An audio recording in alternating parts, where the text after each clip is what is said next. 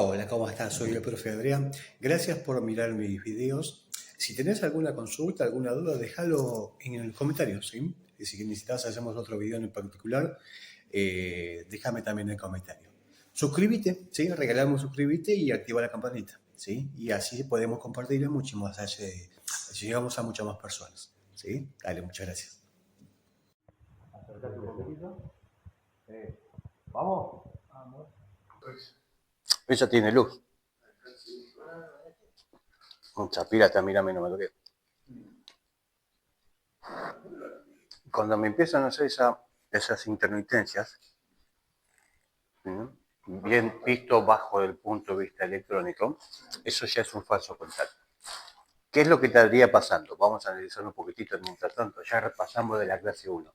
¿Qué es lo que estaría pasando? ¿Por qué parpadea la lámpara? ¿Por qué? ¿Cómo me doy cuenta que es un falso contacto? Porque las soldaduras o los muñones están, por ejemplo. Vamos a analizarlo más fácil todavía. Exactamente. Porque hay un flaco que entra y otro que se queda, otro que entra, otro que se queda, de cuesta, fluctúa, no es lineal. Por eso empieza a parpadear el flaco. Ahí yo me doy cuenta, ¿sí? Por eso siempre le digo, vayan a lo básico. Me doy cuenta que sí, tengo falso contacto. Bueno, normalmente la llave, mugre en la llave, es normal los casos de mugre de llave, ¿sí? Quebraduras soldadas, como dijo él, y es extremadamente cierto. Por eso, en el curso de nosotros, que es lo que hacemos también, practicamos soldadura en estaño. ¿Por qué? Porque puede pasar que vos mañana agarres la placa electrónica justamente, ¿sí? Que ellos no lo ven justamente, y vos ya tenés capacidad para resolver el problema, porque es una soldadura quebrada, ¿sí? Una soldadura fría quebrada, en la cual genera ese falso contacto. Es muy normal, de hecho, encontrar soldaduras quebradas porque antiguamente la soldadura lo hacía un humano. Era un técnico que tiqui, tiqui, tiqui, tiqui. En la fábrica se llamaba así, se llamaban manualmente las placas electrónicas. Después se empezó a automatizar y hoy en día lo hace un robot que te da el estaño justo, qué sé yo, por eso minimizan lo que es los gastos que tiene el soldador.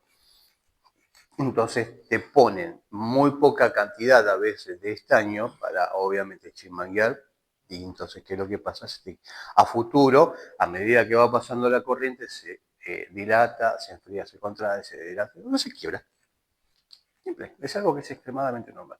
¿Sí? ¿Estamos de acuerdo? Bueno, vamos a arrancar lo que es el repaso de la clase pasada. Nosotros habíamos visto los transistores comunes. Perdón, al revés. Colector base emisor, ¿sí? Que yo tenía los tipos NPN y PNP, ¿se acuerdan? ¿Sí? Básicamente, ¿cómo medía yo esto? Yo entre base emisor tengo que tener sí o sí un diodo.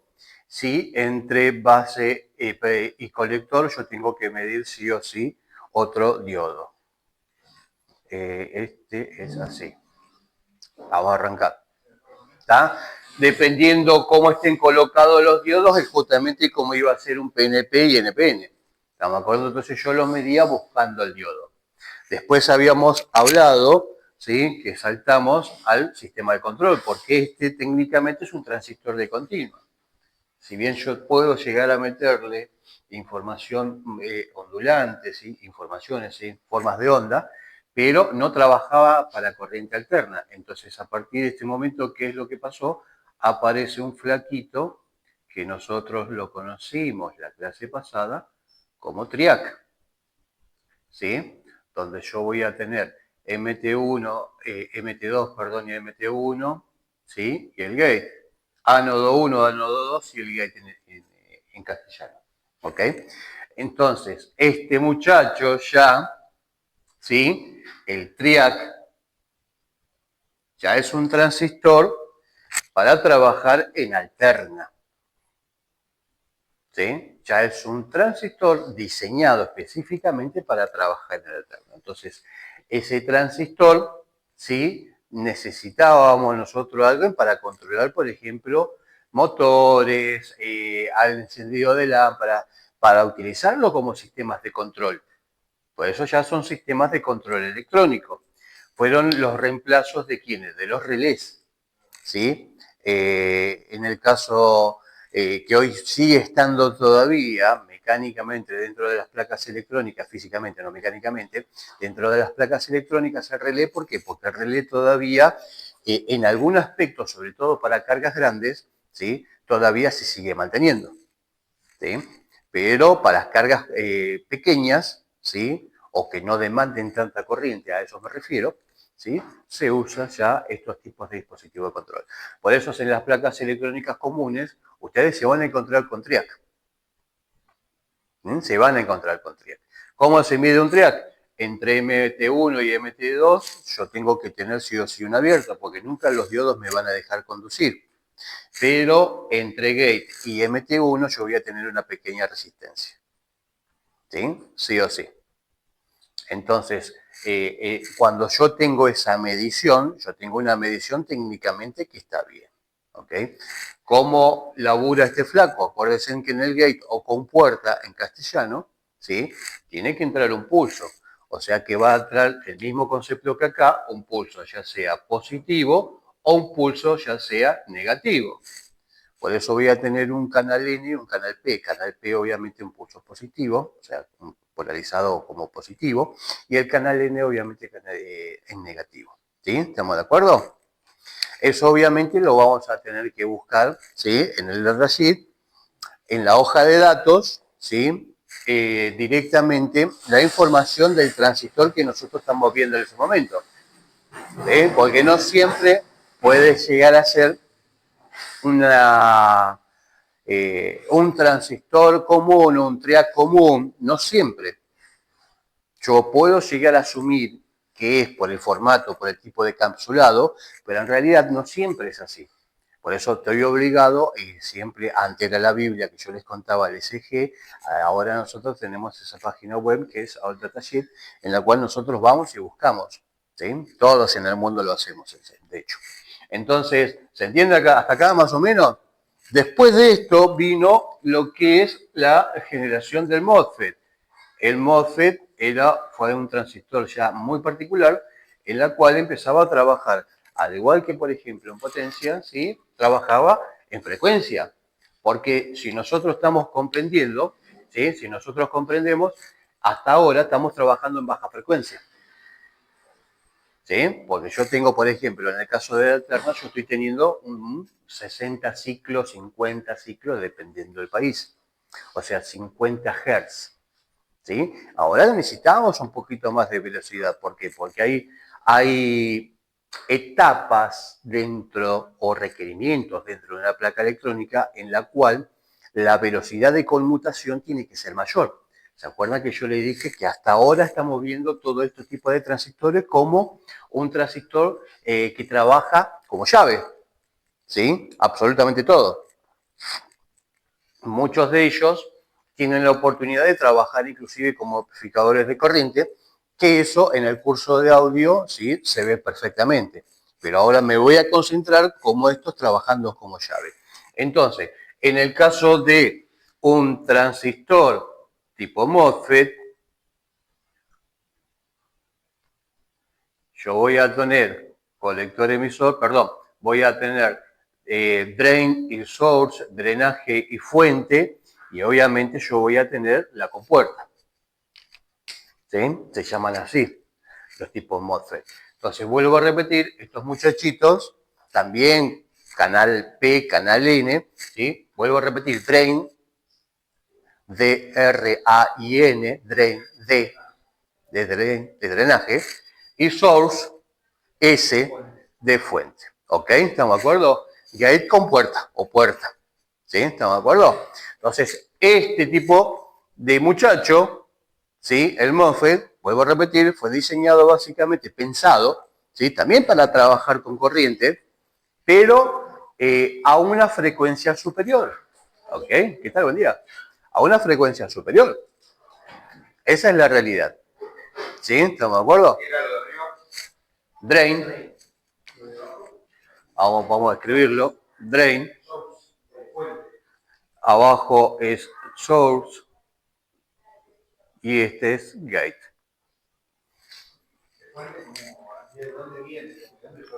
¿Sí? ¿La fuente de dónde viene? ¿De dónde proviene? ¿Ok? Drain es un drenaje. ¿Sí? Pero no me voy a concentrar en la palabra en sí, que tal buen día. No me voy a concentrar en la palabra en sí. ¿Sí? Lo que sí me voy a concentrar es básicamente el funcionamiento. Que técnicamente, vuelvo a repetir, en función a la entrada que yo voy teniendo, dependiendo del canal, ya sea tipo P o tipo N, ¿sí? Yo lo que voy a hacer es abrir o cerrar esa llave, para que la corriente circule o no circule. El mismo concepto que era el primer transistor que habíamos visto. Tengo una pregunta, ¿en las puertas estas cuál es? ¿P y cuál es? No, eso va a estar declarado. Eso va a estar declarado en el datasheet. Así como, por ejemplo, vos tenías un NPN, ¿sí? Entonces, vos no sabés cuál es NPN. Vos sabés cuál es base, colector, emisor. Yo me refiero a los simbolitos acá, que sería el 1 y 0.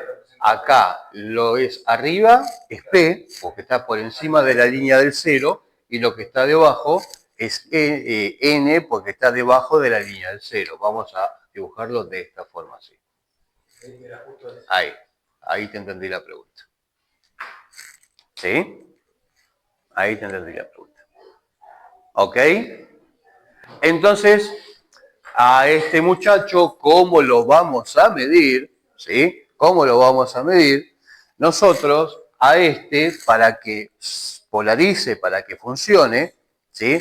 En un primer instante, obviamente, esto va a ser una alta, y en muchos modelos, si yo lo doy vuelta, voy a tener una baja, siempre en función diodo, ¿estamos de acuerdo, no? Cuando estoy midiendo transistores, siempre yo tengo que colocar mi tester en función diodo, ¿ok? Pero en el caso, por ejemplo, del MOSFET, yo tengo que alimentarlo con 5 volts. ¿Qué es lo que hago? Primero, que ahora después vamos a jugar un poquitito, yo les dije que este muchacho mide tensión. La función diodo mide tensión, ¿estamos de acuerdo? Lo entrega tensión. ¿Sí? Entonces, yo puedo probar con mi tester, ¿sí? ¿Poder alimentarlo? Sí, pero depende el tester. No todos los testers o pinza amperométrica tienen esa oportunidad. Muy bien, por eso el probador mío justamente tiene esas posibilidades. Por eso yo le decía que el probador mío, sí, vos jugás directamente con eso. Ya ni me caliento con los testers. Puedo utilizar cualquier tipo de tester. Porque tenés la fuente de 5 volts preparada para eso. Entonces, ¿qué es lo que hago? Ahora vamos a ver cómo es el juego después cuando ahora practicamos un poquitito. Yo lo único que hago con dos testers, voy midiendo, pongo este en función diodo, el otro en función tensión, y mido la tensión que me entrega el primer tester. Y así comparo. Al ver tester que me va a entregar 3 volts, por ejemplo, los de aguja nunca pudieron porque tenían 2 pilas y obviamente me entregan 3 volts. Los que tienen obviamente batería, eso es muy probable que sí, porque te entregan alrededor de 7 volts más o menos. Entonces, con eso, ¿qué es lo que haces? Vos ponés el negativo en source, la punta negativa en source, ¿sí?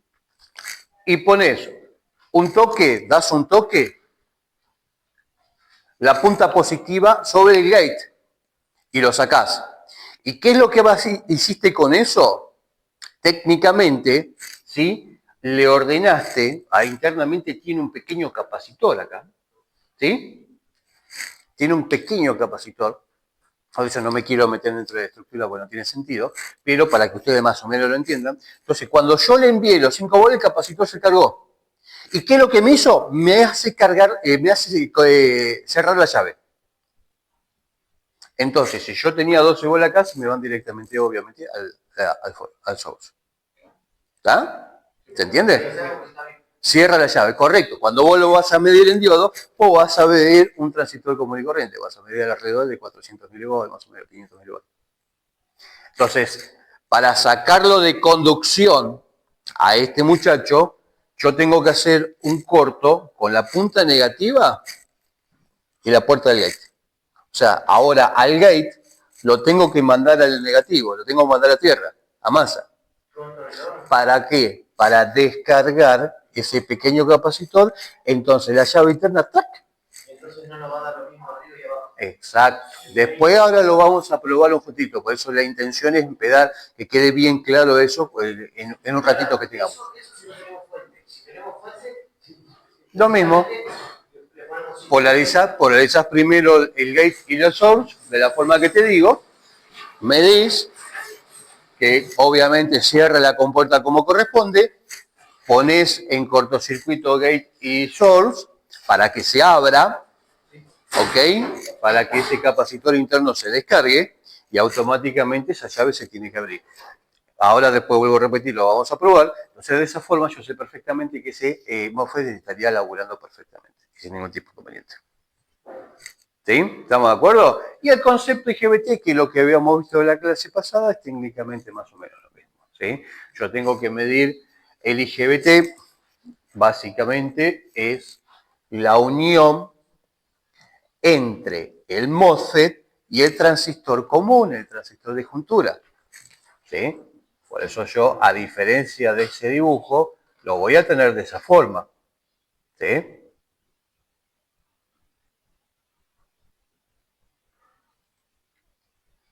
Y este sí ya va a tener, obviamente, esa disposición. Entonces, ¿qué es lo que pasa? Me trabaja ya perfectamente bien adaptado a frecuencias muy altas con una velocidad de corte perfecta, casi perfecta. ¿Sí? Por eso hoy en día se usa el concepto IGBT, ¿sí? Para trabajar en altas frecuencias. ¿Por qué hablo tanto de altas frecuencias? Porque en realidad esa es la diferencia hoy en día. ¿Sí? Y es lo que nosotros ahora, después, tenemos que comprender. Pero antes de comprender el concepto de frecuencias, ¿por qué altas frecuencias? Me lo voy a meter primero en fuentes de alimentación. Vamos a ver fuentes de alimentación. Y cuando empezamos a meternos en fuente de alimentación, va a aparecer también ahora en el camino la fuente de alimentación tipo switching, tipo conmutadas. Y ahí nace el concepto de lo que estamos hablando ahora. ¿Sí? ¿Hasta acá alguna pregunta, alguna duda? Y capaz que es más práctica para después aprender a medir bien los Eso es lo que vamos a hacer después. ¿Sí? Hoy tenemos un día de aquello. ¿Vamos bien hasta acá? ¿Puedo borrar? Bueno, igual queda todo en el video, así que no problema. Vamos directamente sin escalas, ¿sí? Ya que hicimos un repasito más o menos rapidito del concepto de transistores, vamos a irnos a lo que es fuentes de alimentación. Las fuentes de alimentación, nosotros nació desde un principio, ¿sí? Bajo el concepto del transformador, ¿sí? ¿Qué era un transformador? ¿Quién se acuerda que era un transformador? Un transformador es un dispositivo que obviamente yo voy a tener en función a una bobina de entrada a través de inducción electromagnética, va a inducir, ¿sí? esa corriente hacia otros bobinados y voy a tener en mayor, igual o menor proporción una tensión. ¿Sí? Entonces me ofrece una aislación eléctrica con respecto a las cargas. Sí, no es serie galvánica, pero sí. De galvánica vamos a otro tema. ¿Sí? ¿Se entiende? Entonces, ese es el concepto básico de las fuentes de alimentación. Todas las fuentes de alimentación tienen que respetar un ABC. El ABC de la fuente de alimentación es muy simple. Primero tiene que haber una etapa de reducción, por eso normalmente yo lo dibujo en los cursos como el transformador. ¿Sí? Después voy a tener una etapa de rectificación.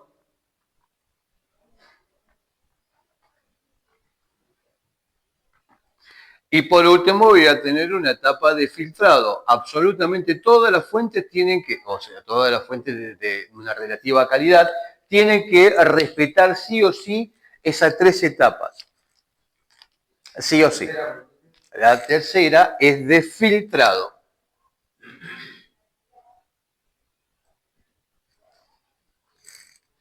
Filtrado.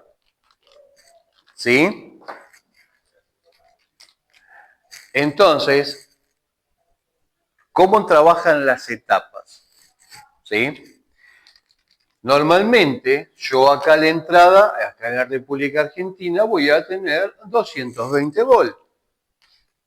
¿Sí? ¿Estamos de acuerdo? Recién estamos recordando que transformadores yo tengo varios, elevadores, de aislación, ¿sí? Obviamente los reductores. Vamos a hablar que, por ejemplo, esta es una fuente de alimentación, no sé, estamos hablando recién de 5 volts. Bueno, es 5 volts. O sea que acá entran 220 y obviamente me tiene que salir 5 volts. ¿Estamos de acuerdo? ¿Sí? Entonces, estas fuentes que son con transformador, con trafo, ¿sí? Con transformador, trafo es una forma cariñosa que le decimos a los electrónicos, ¿sí?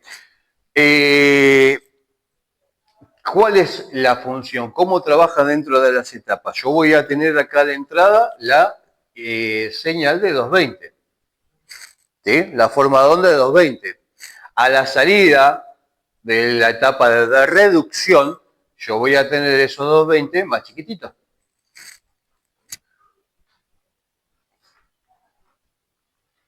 ¿Sí? ¿Estamos de acuerdo? Ahora, por ejemplo, la etapa de rectificación, ¿por qué la pongo como un diodo? Porque el diodo básicamente, ¿cómo trabajaba?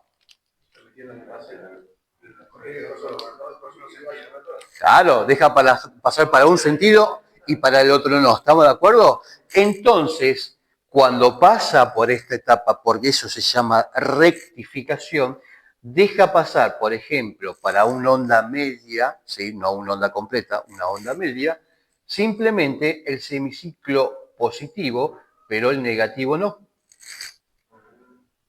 Entonces yo voy a tener esta forma de onda. Esta forma de onda de así, que me falta la mitad, se llama media onda. ¿Sí? Que ahora vamos a ver un poquitito por qué media onda y onda completa cuando haga el dibujito. ¿Okay?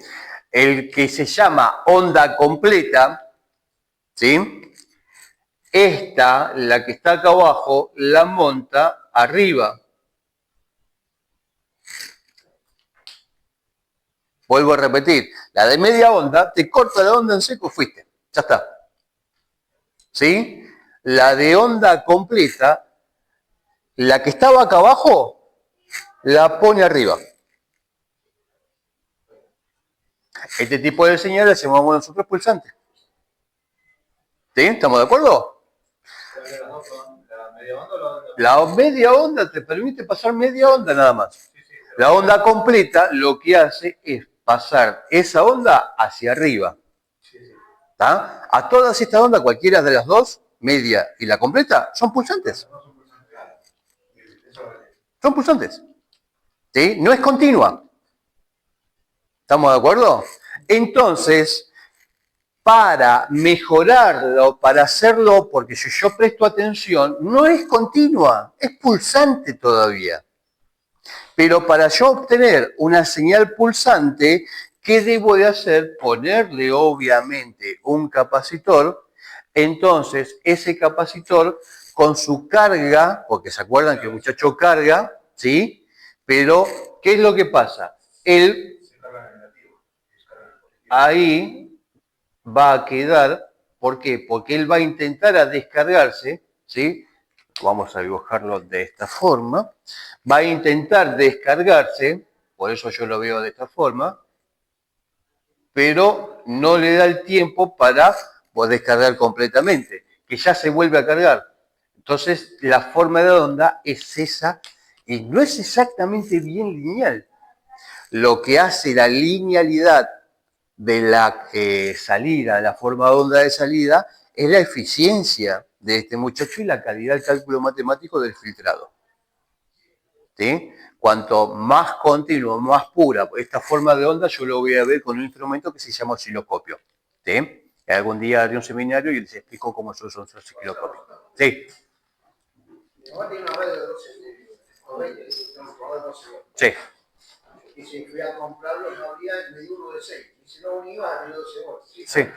Unimos 12 volts, ahora dos pruebas, prendimos la radio, hace interferencia. Se le puede poner algún. En realidad, primero buscate 12 volts. Buscate 12 volts, porque no hay vuelta de hoja. Probá primero, en el caso de la radio, probá primero con una fuente externa, con una batería. Poné la batería, ¿sí? Y a ver si te hace esa interferencia. ¿Por qué? Porque es muy probable que sí sea la fuente de alimentación o es muy probable que sea otro problema interno de lo que es la radio. Para sacarte esa duda, poner la batería, probar la batería, respetar la polaridad, sí o sí, en continuo se respeta la polaridad y obviamente pruébalo. Si funciona bien con la batería y si obviamente uno de los dos cargadores, una de las dos fuentes estaría dañada, que obviamente genera esto. ¿Saben cómo? Y haciendo la analogía justamente de eso, en los viejos autos, ¿sí? Cuando uno arrancaba el auto, el estéreo, ¿qué es lo que empezaba a hacer? Empezaba a tartamudear el estéreo. Claro. Entonces vos te ibas a la casa de electrónica y ¿qué es lo que hacía la casa de electrónica? Toma, te daban un capacitor. ¿Por qué te daban un capacitor?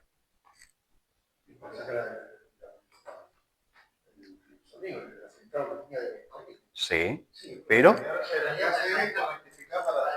Exacto. Mi pregunta, y eso está bien porque recién lo acaban de ver ustedes, que colocando un capacitor, obviamente yo voy a tener una forma de onda lineal. ¿Por qué tenía esto? ¿Por qué?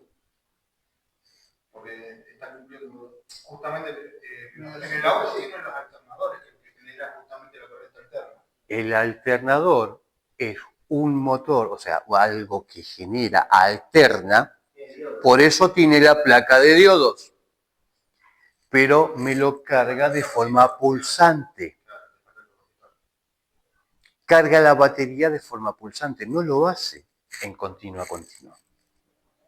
¿Estamos de acuerdo? Por eso justamente se le ponían hoy actualmente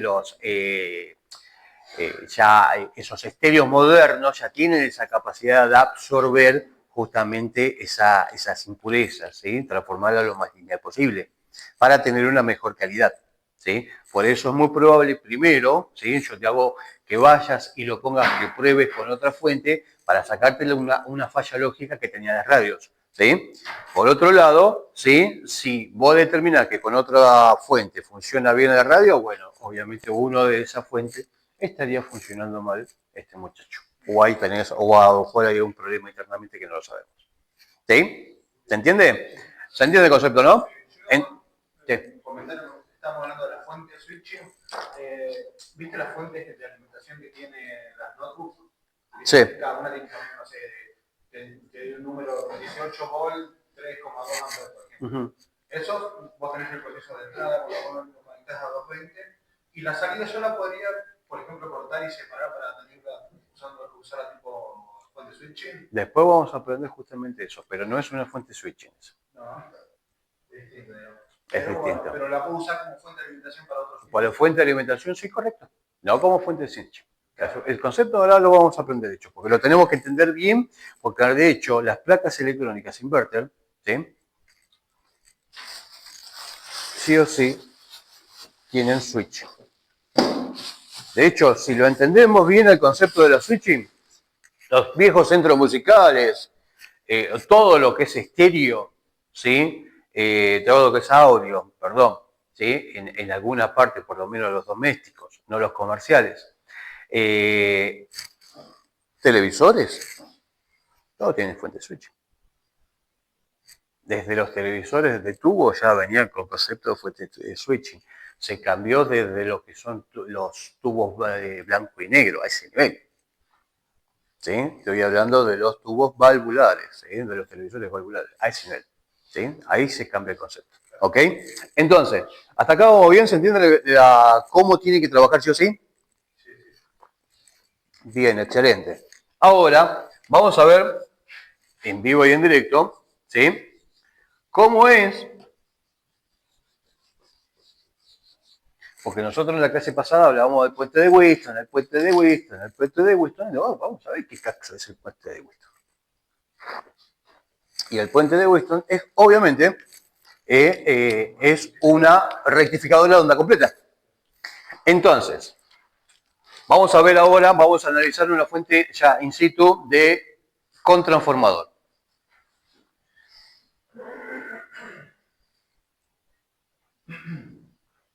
Como el señor Churchill. Churchill.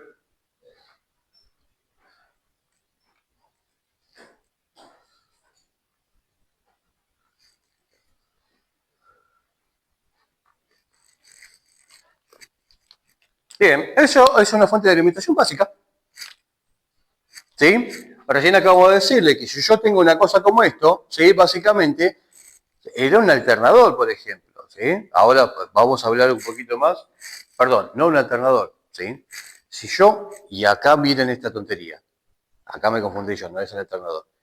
Si yo saco el capacitor, esto que tengo acá, ¿saben lo que es? Es un cargador de batería.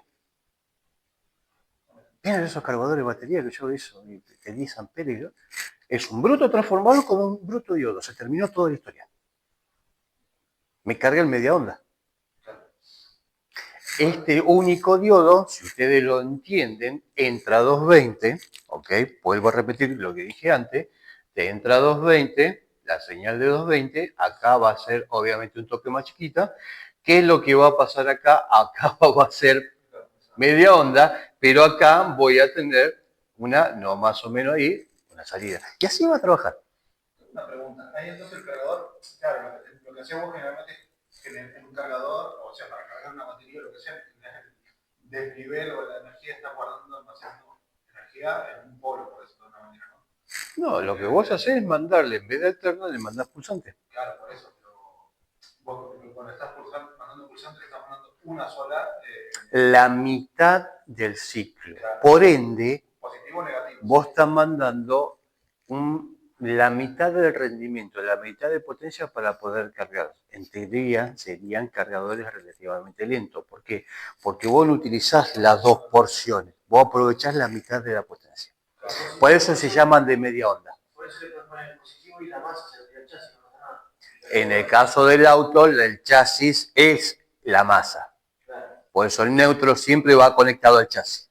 Y todo el resto se conecta al positivo. Todos se conectan al chasis. ¿Por qué? Porque todos conectan. Por eso hay cosas que, por ejemplo, las luces, si vos tenés un falso contacto, no prende.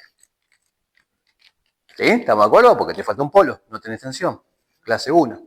¿Sí? ¿Vamos bien? Entonces, como justamente media onda, ¿sí? El problema que tenía es que me pierde rendimiento, voy a tener la mitad de la potencia que a lo mejor yo podría llegar a tener, se empieza a trabajar con el concepto de onda completa.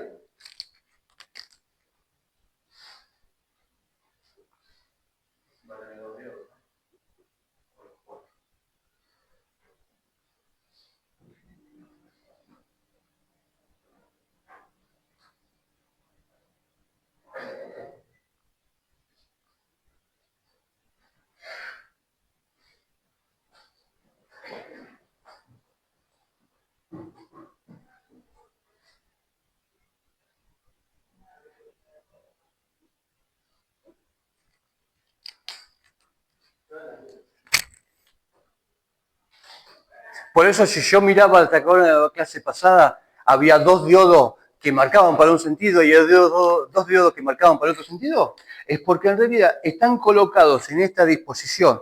A esta disposición se le llama obviamente un puente de Wheaton. O que Don Wheaton, que lo dibujó así, le gustó y le puso su nombre. ¿Sí? Pero técnicamente este dispositivo, ¿sí? ¿Estamos de acuerdo? Este dispositivo, ¿qué es lo que hace? Lo que yo les planteaba anteriormente. Yo tengo, vuelvo a repetir, la señal de entrada. Acá tengo la reducción. Acá va a entrar esa reducción, pero la suma de todas, matemáticamente hablando, ¿sí? De todos ellos, a la salida yo voy a tener el ciclo positivo y sumado al lado voy a tener el ciclo negativo y así sucesivamente. ¿Sí? ¿Estamos de acuerdo? Llegando acá, que llegando ahí lo que hace es otra de vuelta, pero acá este tipo de fuente de alimentación con puente de Wheaton, yo ya estoy teniendo una fuente de alto rendimiento. ¿Por qué? Porque aprovecho los dos ciclos. ¿Y por qué son cuatro? No dos. Porque están. Tenés también funciones de dos, pero justamente el de mayor calidad es el puente de Wheaton. Pero sí tenés de dos. ¿Y eso qué sería una fuente para qué? Para cualquier cosa. Ya te mostré el otro día que inclusive dentro de una placa electrónica de una heladera no frost tenés puente de Wheaton. De hecho, en cualquier placa electrónica vas a tener un puente de Whiston. No tengo idea. No me acuerdo qué hice hace 10 minutos, a ese nivel. No tengo idea. Ni idea.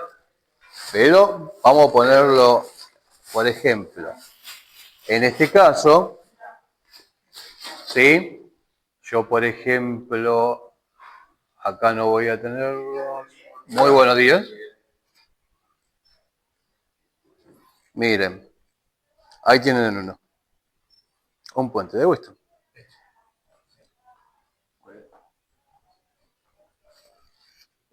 ¿Ah? Yo voy a tener dos contactos, la cual van a ser de alterna. ¿Sí? ¿Estamos de acuerdo? Y los otros dos me va a decir positivo y negativo, que son las en salida, las entradas y la salida. Yo a la placa electrónica, por ejemplo, que le había mostrado en la clase pasada, la No Frost, si la llego a llegar a encontrar rápido. Le había mostrado fuente de alimentaciones, mire cómo está, mire cómo está. Esto es un televisor, ¿se acuerdan? Acá está lo que veíamos en la clase pasada, mirá. Los 4 dioditos. Todos son puentes de Whiston, son distintos tipos de formato, por eso te lo estoy mostrando. Son 4 diodos sí o sí, dependiendo del encapsulado, son 4 diodos sí o sí. ¿Estamos de acuerdo? Depende. Claro, vos tenés en un solo componente o los 4 diodos solo, o si no, por eso te estoy mostrando acá los tipos SMD. Ok. Los 4 que están en línea, uno al ladito del otro. Estos 4, los 3 no. Los 3 no, 4 tienen que ser. Y ahora el otro encapsulado, sí. También. Sí. Pero eso, vuelvo a repetir, tenés que verlo bien dentro de la placa. Vos podés interpretarlo así ahora, sí. Después tenemos que analizar la placa, porque capaz que esos diodos que están los 4 juntos, es muy probable que sean para otras funciones y no sean un puente de Whiston. Pero normalmente, visualmente, yo quiero que lo empieces a ver. ¿Para qué? Para que te des cuenta que tengas la posibilidad, que puede existir la posibilidad que sea un puente de Whiston. No tengo